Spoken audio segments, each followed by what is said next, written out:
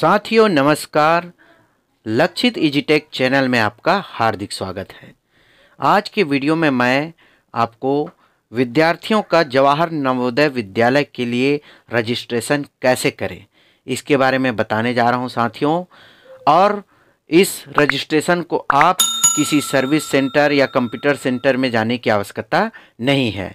इसे आप अपने मोबाइल फ़ोन से ही बड़ी आसानी से कर सकते हो।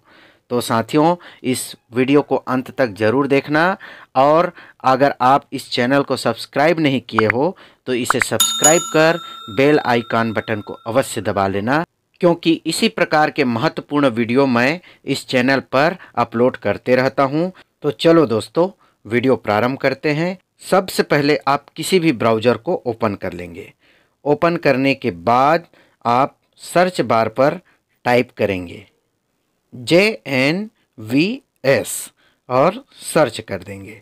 सर्च करने के बाद एक नया पेज ओपन होकर आएगा जिसमें लिखा है, देखिए साथियों यहाँ पर जवाहर नवोदय विद्यालय। तो हम इसे प्रेस करेंगे। प्रेस करने के बाद इस प्रकार से नया पेज और ओपन होकर आएगा। यहाँ देखिए साथियों ब्लू कलर में लिखा है, तो हम इसे बिल्कुल छुएंगे नहीं। यहाँ देखिए ग्रीन कलर में लिखा हुआ है और यहाँ देखिए रेड कलर में click here to submit online application form for class 6 Jawahar Navodaya Vidyalaya test 2021। अब हम इसे प्रेस कर देंगे साथियों। प्रेस करते ही नवोदय विद्यालय समिति का एक नया पेज ओपन होकर आएगा जहाँ पर लिखा है, देखिए साथियों click here to apply online. तो हम इसे क्लिक कर देंगे। क्लिक करते ही आगे का पेज ओपन होगा। इस पेज में देखिए साथियों क्या लिखा है, कैंडिडेट कॉर्नर। इस कैंडिडेट कॉर्नर में ही हमें बहुत सारे विवरण नज़र आ रहे हैं। तो यहाँ देखिए click here to view prospectus. Prospectus देखने के लिए यहाँ क्लिक करेंगे और यहाँ देखिए साथियों click here to class 6 registration. तो हमें पंजीयन का कार्य करना है रजिस्ट्रेशन का, तो हम इस वाले विवरण को क्लिक कर देंगे। क्लिक करते ही इस प्रकार से एक और पेज ओपन होकर आएगा। यहाँ देखिए have you read the prospectus, क्या आपने प्रॉस्पेक्टस पढ़ लिया है? तो यहाँ पर क्लिक कर देंगे। उसके बाद प्रोसीड। जैसे ही प्रोसीड करेंगे आगे देखिए साथियों फिर नवोदय विद्यालय समिति का एक पेज ओपन होकर आएगा। इसी पेज पर हमें बच्चे का पंजीयन करना है। यहाँ देखिए पर्सनल डिटेल। अब पर्सनल डिटेल में क्या क्या होता है आप भी जानते हो। यहाँ पर स्टेट का चयन करेंगे, उसके बाद जिला का चयन करेंगे। जिला का चयन करने के बाद हम अब ब्लॉक का चयन करेंगे। साथियों थोड़ा सा इसमें सर्च होने में टाइम लगेगा, तो आप सर्च होने तक इंतज़ार करेंगे। अब देखिए ब्लॉक का ऑप्शन खुल गया है, तो अब हम ब्लॉक को यहाँ पर चयन कर देते हैं। उसके बाद यहाँ पर हम स्कूल का नाम लिखेंगे। जिस स्कूल में बच्चा अभी अध्ययनरत है उस स्कूल का नाम यहाँ पर फिल कर देंगे। यहाँ भी सर्च हो रहा है दोस्तों, तो थोड़ा सा आप इंतज़ार करेंगे। जहाँ जहाँ पर सर्च का ऑप्शन आएगा आपको थोड़ा वेट करना पड़ेगा, उसके बाद ही आगे आप बढ़ पाएंगे।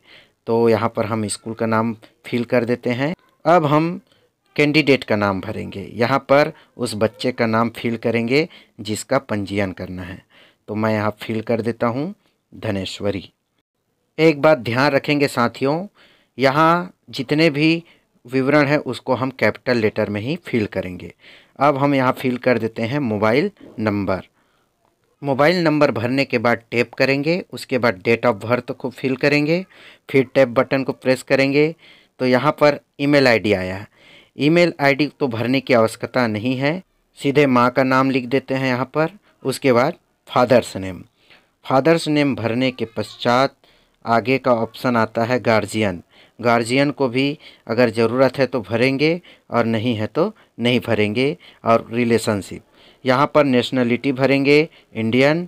उसके बाद आइडेंटिफिकेशन मार्क, जो भी उसके चेहरे पर पहचान नज़र आ रहा हो, तिल मस्सा, उसे हम फिल करेंगे। उसके बाद लिंग भरेंगे, फीमेल है तो फीमेल। उसके बाद कैटेगरी, SC है तो SC, ST है तो ST, OBC है तो OBC। उसके बाद साथियों यहाँ पर माध्यम चयन करेंगे। तो क्योंकि हमारा माध्यम इधर का हिंदी ही है तो हिंदी चयन करेंगे। उसके बाद डिसेबिलिटी, अगर किसी प्रकार का डिसेबिलिटी है तो डिसेबिलिटी को भरना, फिर आगे बढ़ जाएंगे। आगे बढ़ने के बाद हम यहाँ पर रिलीजन भर देंगे। रिलीजन भरने के पश्चात उनका आधार नंबर है तो आधार नंबर भरना, ये भी अनिवार्य नहीं है। उसके बाद हम पत्राचार का पता भरेंगे। पत्राचार का पता में उसका गांव का नाम, पोस्ट का नाम और बगल में पिन कोड भरेंगे।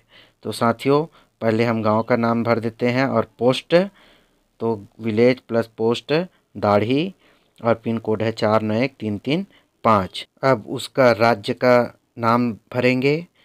उसके बाद जिला का नाम भरेंगे, जिस जिले में वह निवासरत है उसको यहाँ पर फिल कर देंगे। बेमेतरा जिले के हैं तो बेमेतरा। अब देखिए साथियों यहाँ पर प्रीवियस स्कूल डिटेल आ गया है।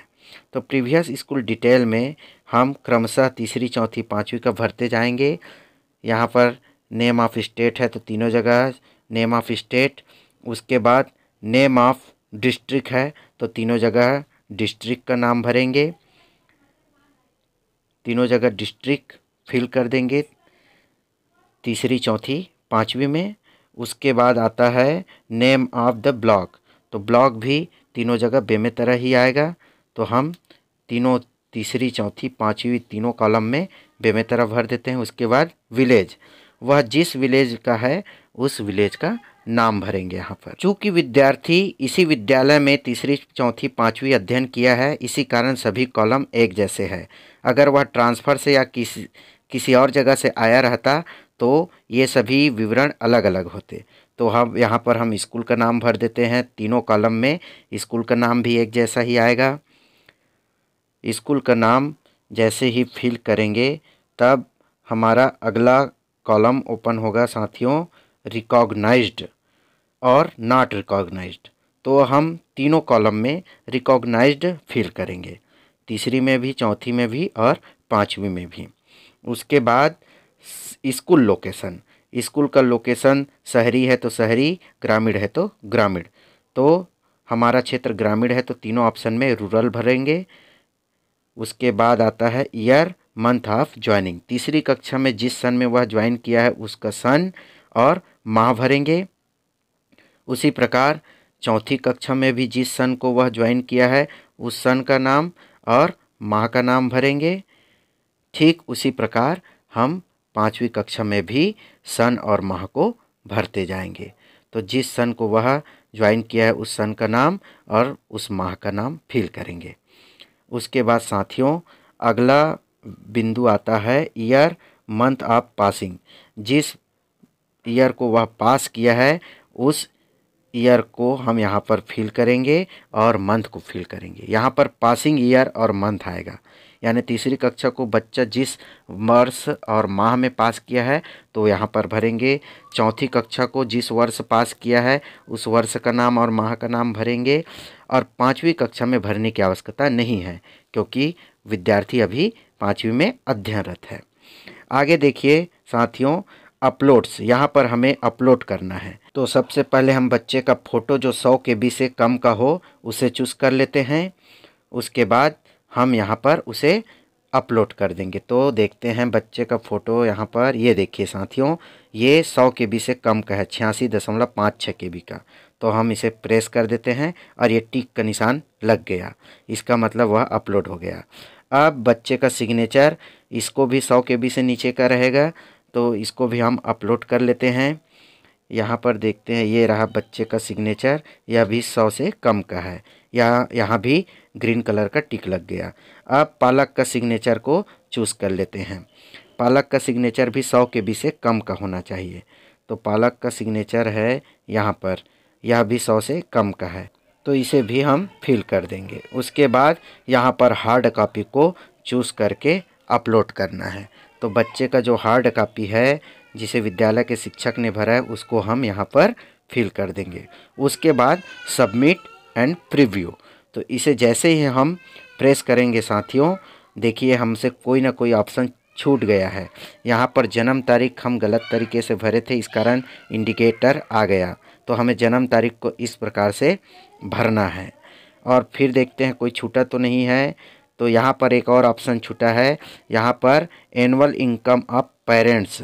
तो यहाँ पर एनुअल इनकम को भी भरना अनिवार्य है। जितने भी स्टार लगे हुए हैं साथियों, सभी को फिल करेंगे तभी आगे प्रोसेस बढ़ेगा। अब देखते हैं सबमिट होता है कि नहीं।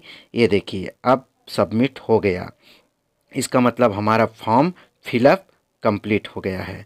यहाँ देखिए बच्चे की संपूर्ण जानकारी इस प्रकार से हम देख सकते हैं। कहीं पर अगर त्रुटि है तो उसे सुधारने का भी ऑप्शन नीचे में आपको मिलेगा, एडिट का। तो पहले आप बारीकी से एक बार चेक कर लें कहीं पर कोई त्रुटि तो नहीं है। अगर त्रुटि होने है तो आप एडिट बटन को प्रेस करके आप इसे पुनः सुधार सकते हैं। तो हम चेक करते हैं जितने भी जानकारी भरे हैं वह सही है या नहीं। तो अभी तक तो कोई त्रुटि नज़र नहीं आ रही है साथियों। और देखते हैं आगे, यहाँ पर कोई समस्या नहीं है, ये भी सही है। आगे स्क्रॉल करते जाएंगे। यहाँ पर देखिए बच्चे का फ़ोटो भी ठीक है, सिग्नेचर भी, पालक का सिग्नेचर, डाटा भी। तो अब यहाँ पर हम इस कैप्चा कोड को भरेंगे।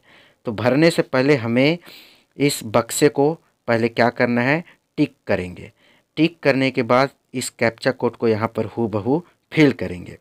ये देखिए साथियों बगल में एडिट का ऑप्शन भी है, तो एडिट तो करने की आवश्यकता नहीं है। कैप्चा कोड को भरने के बाद फाइनल सबमिशन करेंगे। फाइनल सबमिशन जैसे ही हम करेंगे तो बच्चे का रजिस्ट्रेशन नंबर हमें प्राप्त होगा। तो चलो फाइनल सबमिशन करते हैं। यहाँ देखिए हमारा सबमिशन फाइनल हो गया है करके आया है, तो अब हम ओके बटन को प्रेस कर देते हैं। आगे देखिए साथियों, यहाँ एक नया पेज ओपन होकर आया है। यहाँ लिखा है congratulation, your data has been saved successfully, your registration number is, ये वाला है। तो ये बच्चे का रजिस्ट्रेशन नंबर है। आप इस रजिस्ट्रेशन नंबर के सहारे बच्चे का जानकारी देख सकते हैं। तो हम यहाँ से बच्चे का प्रिंट भी निकाल सकते हैं। Click here to print registration. तो प्रिंट निकालने के लिए आप यहाँ जाकर बच्चे की जानकारी प्रिंट कर सकते हैं। प्रिंट करने के लिए आपको यहाँ पर रजिस्ट्रेशन नंबर और बच्चे की जन्म तारीख यहाँ पर फिलअप करना पड़ेगा। उसके बाद इस कैप्चा कोड को फिल करेंगे। जैसे ही आप इन तीनों जानकारी फिल करेंगे तो आपको प्रिंट करने का ऑप्शन खुल जाएगा। साथियों चूँकि मेरे पास प्रिंटर नहीं है इसलिए मैं प्रिंट नहीं कर पाऊँगा, इसलिए आप जब भी किसी कंप्यूटर सेंटर में जाएंगे तो आप बच्चे का रजिस्ट्रेशन नंबर और उसका जन्म तारीख लेकर जाएंगे। तो वे इस प्रकार से ऑप्शन को फिल करेंगे, उसके बाद साइन इन करेंगे, तब उनके में प्रिंटर का ऑप्शन खुलेगा और वो प्रिंट करके आपको हार्ड कॉपी दे देंगे। तो इस प्रकार से साथियों हम बच्चे की जानकारी को अपने मोबाइल पर ही बड़ी आसानी से फिल कर सकते हैं। तो साथियों अगर आपको यह वीडियो पसंद आया होगा तो इस चैनल को सब्सक्राइब कर लाइक ज़रूर करेंगे। बहुत बहुत धन्यवाद साथियों।